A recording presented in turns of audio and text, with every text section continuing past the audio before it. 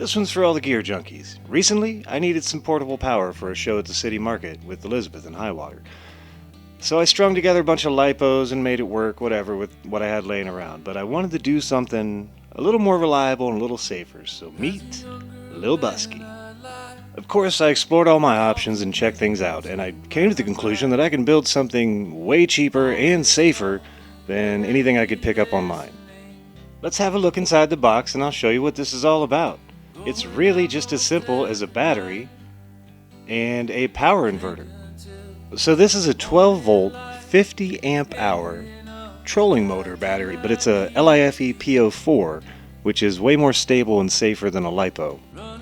And it's super lightweight. This is a 30 amp circuit breaker, essentially a fuse in the system just to prevent anything bad from happening. This is a little Hall effect sensor that monitors the amperage you're pulling, so I can keep an eye on how much power is being used and do the math and know how much longer I've got left to play.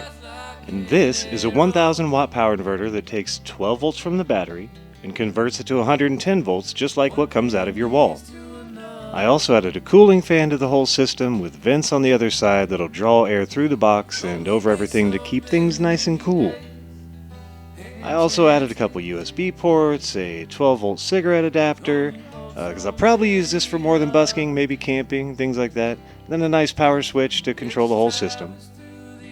It's nothing fancy, but by my math, a 50 amp hour battery should be able to run 2 Fishman amps and my pedal for conservatively 5 hours.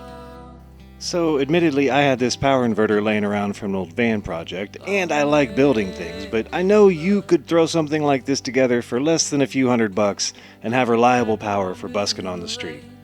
Oh, and thanks for the sticker, Steve.